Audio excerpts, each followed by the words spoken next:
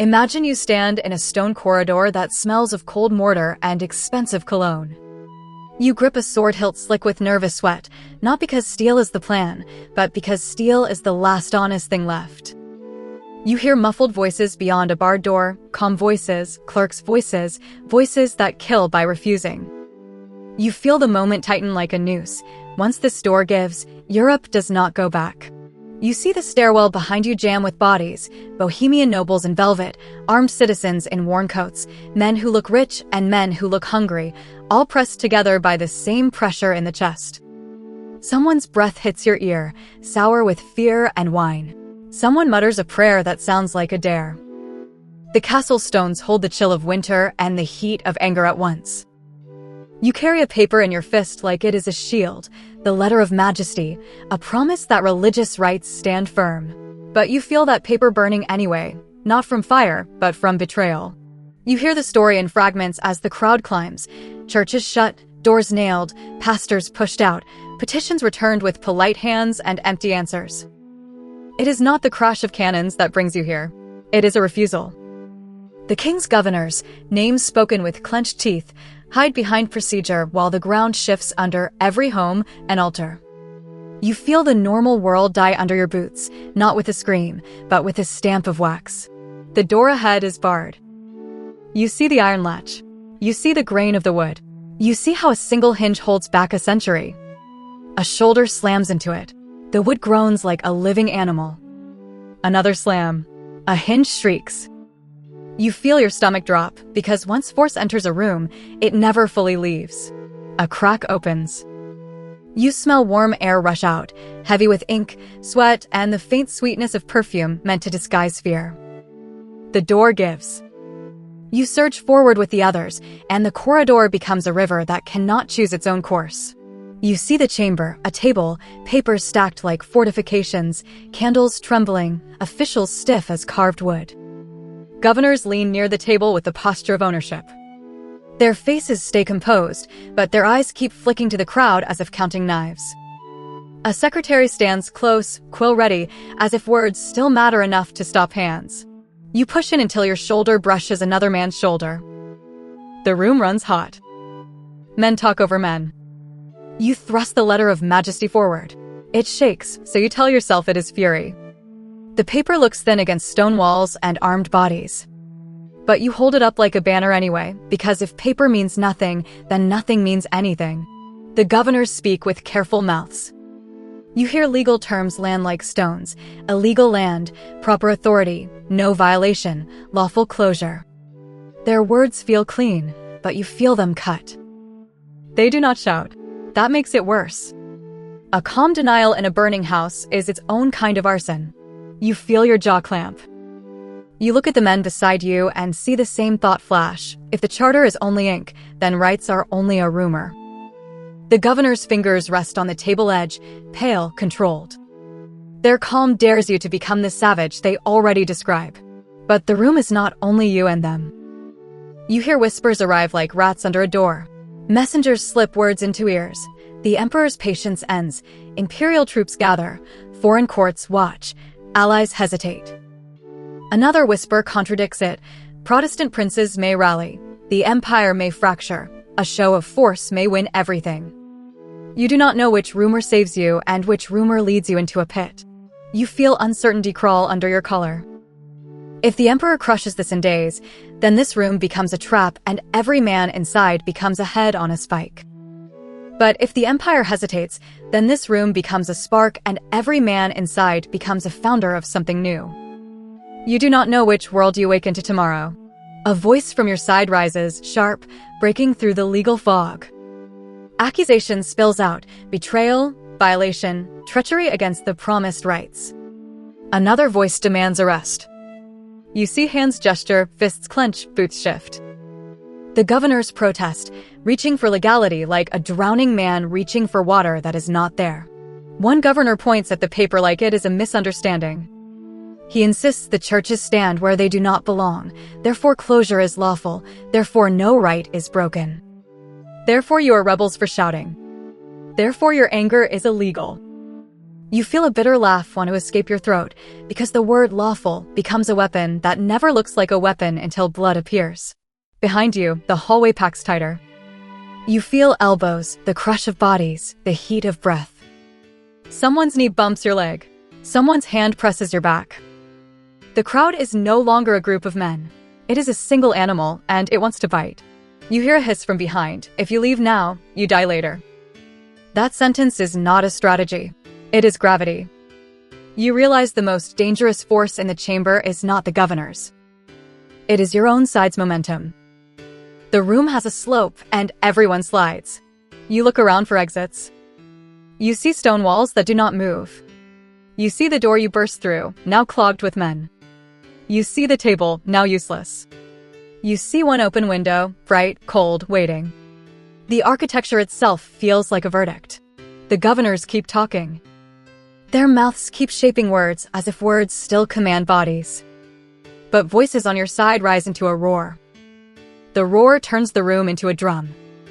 You feel your heartbeat sync with it. A man near you steps forward, fingers stabbing the air. He declares the governor's guilty. He demands judgment now, not later. His eyes are bright with something that looks like courage and also looks like hunger. You cannot tell which it is, and that uncertainty makes him more frightening. The governors recoil a half step. One of them tries to smile, an official smile, thin as paper. He insists there is a process. He insists petitions must be reviewed. He insists the crown decides. You feel the room reject that word, process, as if it tastes like ash.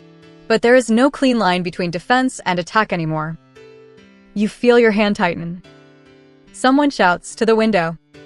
The words hit you like a shove. You see a governor grabbed by his sleeves. Cloth bunches. Button strain. The man's weight surprises you, solid, human, resisting. He is not a symbol now. He is a body. You feel hands press in from behind, forcing you forward whether you want it or not. The crowd turns arms into levers. You smell sweat explode into the air, sharp and animal.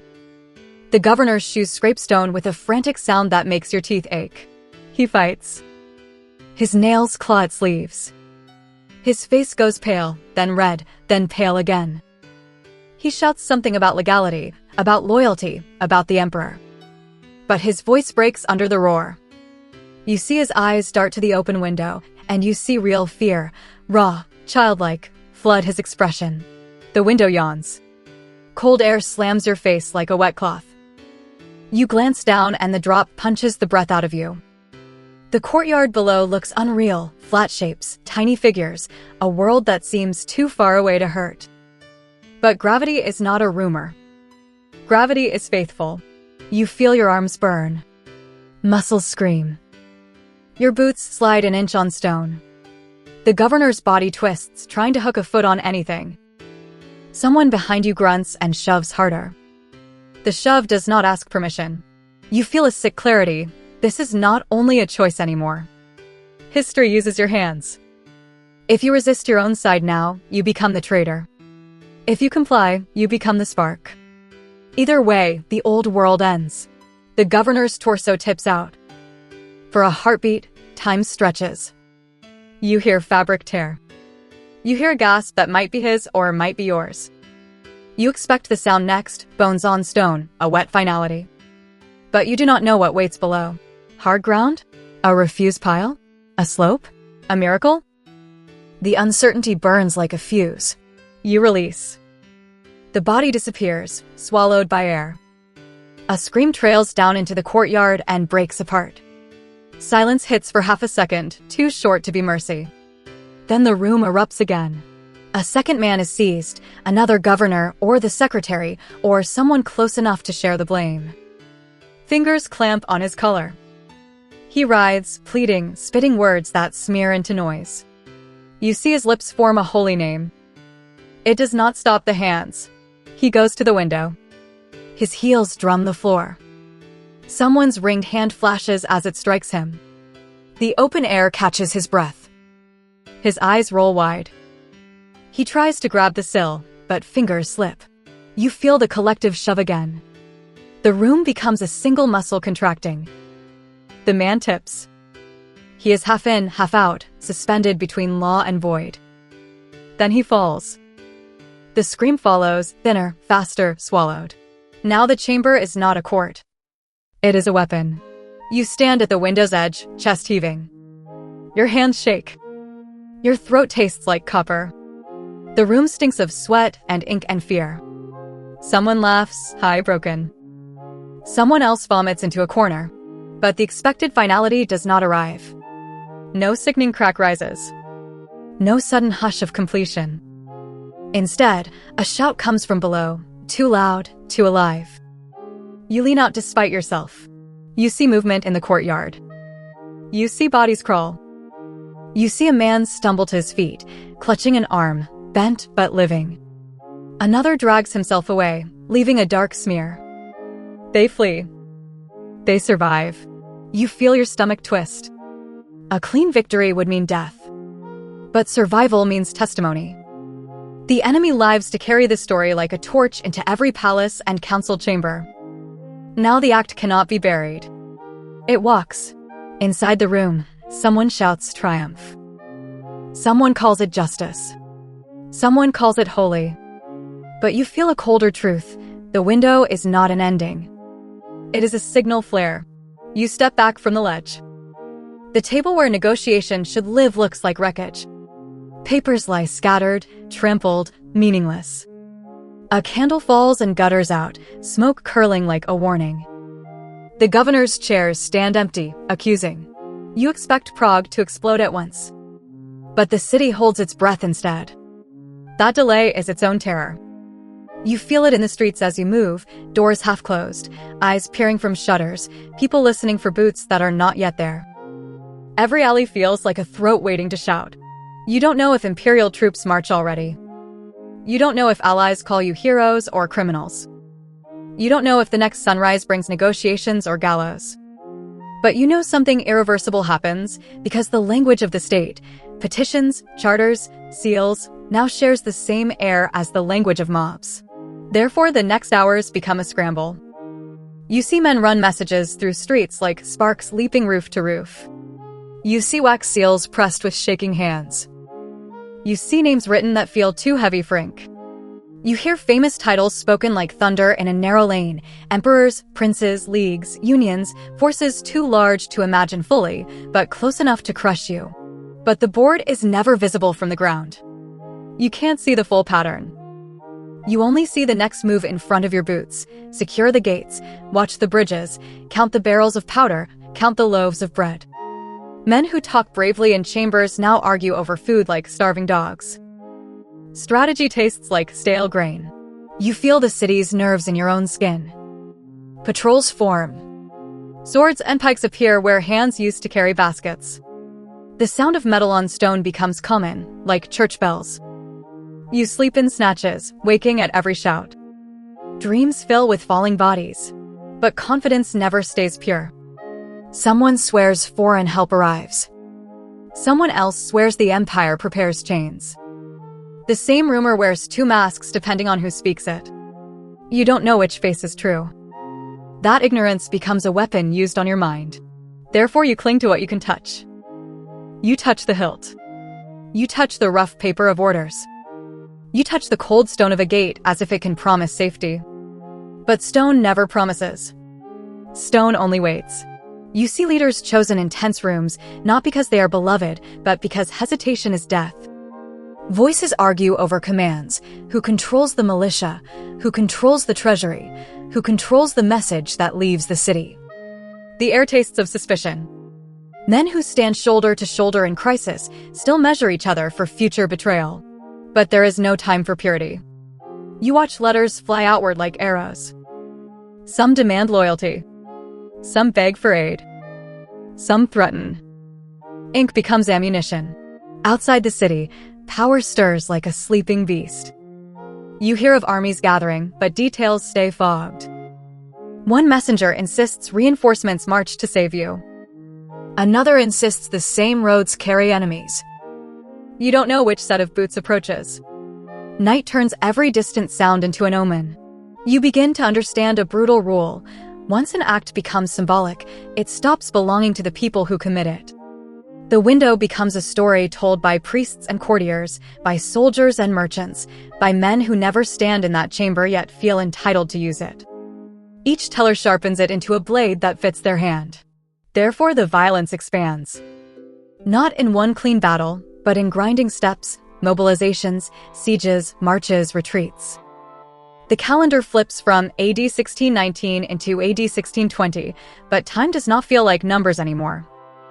Time feels like hunger. You feel it in your belly first. Bread thins. Meat becomes memory. A pot boils with scraps that would once be thrown to dogs. You chew slowly because chewing is pretending there is enough. Men joke about eating leather, but the jokes end when someone actually tries. You smell sickness in crowded quarters. Coughs echo through stone hallways. A rash blooms on a child's skin like spilled wine. Someone whispers, plague, and suddenly everyone avoids touch as if touch is a curse. But war forces bodies together anyway. Disease never needs an invitation. But fear does not stop politics. It accelerates it. Every sermon turns sharper. Every tavern argument turns louder. Old neighbors look at each other as if seeing a hidden enemy beneath familiar faces. You feel trust crack like ice. Therefore, armed men become common on roads that once carry carts of grain. You see a village stripped, chickens gone, grain gone, even door hinges taken. You hear a mother scream at soldiers for taking the last flour. A soldier shrugs as if survival is a law higher than any charter. You realize war eats the innocent first because they have the least armor. You march sometimes with a weapon that grows heavier each mile. The strap bites your shoulder. Your fingers stiffen around wood and steel. You smell old sweat in your own clothes and hate it because it means time passes and the end does not arrive. Boots thud. The sound becomes prayer. But the enemy never appears as a single face. It appears as smoke on the horizon. It appears as a checkpoint manned by strangers. It appears as a letter that says an ally hesitates. It appears as a rumor that a city falls. The war is everywhere and nowhere, therefore it feels endless. You hear of a great city to the north, a proud place that suddenly screams. The story arrives in broken pieces, streets running with blood, homes torn open, sacred spaces violated. You don't see it with your eyes, but you feel it anyway, because terror travels faster than armies. You watch faces change as the news spreads. Hope thins like broth. But even now, certainty never settles. One season suggests victory. Another season suggests ruin. Leaders promise triumph, but their hands shake when they drink. The common people pray for any side that stops the taking.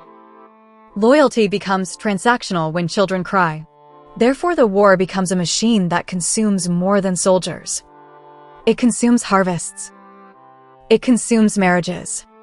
It consumes faith itself, because faith becomes a uniform that gets you killed. You see men hide their prayers. You see others weaponize prayer. You feel the cost in bodies. A friend's face goes gray in a trench. Someone you know limps forever after a skirmish that earns no songs. A boy tries to act brave, but his hands shake too much to load powder. Black powder stinks, sharp and sulfurous. You taste it in the back of your throat after a shot, bitter as regret. But the worst cost is the slow collapse of ordinary mercy.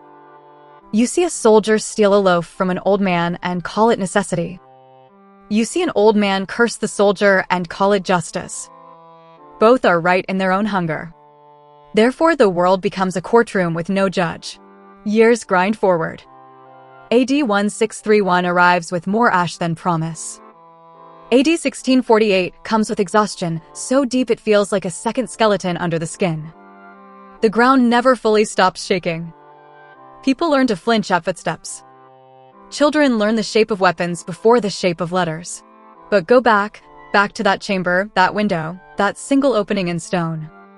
You feel again the shove at your back, the burn in your arms, the shock of a body tipping into air. You see again the impossible twist. The men below survive, therefore the story lives, therefore the outrage spreads, therefore the powers of Europe pick up the tale and sharpen it. You understand now, the window is not just an act of violence. It is the moment law stops absorbing pressure.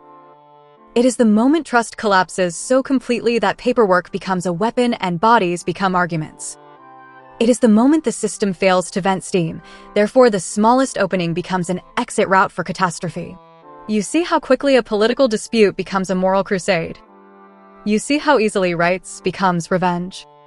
You feel how crowd turns into a single decision that no single man can fully own.